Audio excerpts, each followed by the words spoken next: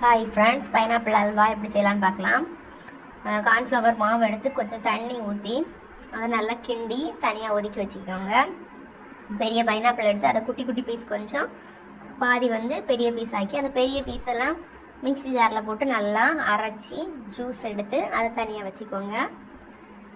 இந்த குட்டி குட்டி பீஸ் வெட்டியிருந்தோம்ல, அதை அடுப்பில் தீப்பற்ற வச்சு பாத்திரத்தில் அந்த குட்டி குட்டி பீஸ் எல்லாம் போட்டுட்டு ஒரு 3 ஸ்பூன் சீனி போட்டு நிறைய நேரம் கிண்டணும், டைம் எடுக்கும். அதனால் நிறைய நேரம் கிண்டி ப்ரௌன் கலர் இந்த மாதிரி ப்ரௌன் கலரில் வந்ததும் எடுத்து ஒதுக்கி வச்சுக்கோங்க. அடுத்து அதே பாத்திரத்தில் நெய் ஊற்றி முந்திரி பருப்பு போட்டு எடுத்து வச்சுருக்கிற ஜூஸையும் அதில் ஊற்றி நல்லா கிண்டணும்.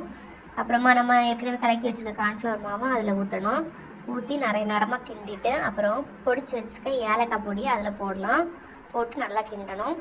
கிண்டிட்டு உங்களுக்கு சீனி தேவைப்பட்டுன்னா இந்த டைம் போட்டுக்கலாம். போட்டு நல்லா கிண்டணும். உங்களுக்கு எவ்வளவுக்கு சீனி தேவைப்படுதோ அவ்வளோத்துக்கு போட்டு நல்லா கிண்டிக்கோங்க. அப்புறமா நம்ம ஏற்கனவே குட்டி குட்டி பீஸ் இந்த சீனி வச்சு வதக்கி வச்சுருக்கோம்ல, அதை எடுத்து இதில் தட்டி கைவிடாமல் நல்லா கிண்டணும். கிண்டி இந்த டைம் உங்களுக்கு நெய் தேவைப்பட்டால் நெய் ஊற்றி நல்லா கிண்டிக்கோங்க. சைடெலாம் ஒட்டாமல் நல்லா கிண்டிக்கோங்க. அல்வா ரெடி ஆயிடுச்சு. லாஸ்ட்டில் மேலே உங்களுக்கு தேவைக்கேற்ப முந்திரி பருப்பு டெக்கரேஷனுக்கு போட்டுக்கலாம். அல்வா ரெடி. மேலும் பல வீடியோக்களுக்கு என் சேனல் லைக் பண்ணுங்கள், ஷேர் பண்ணுங்கள், சப்ஸ்கிரைப் பண்ணுங்கள்.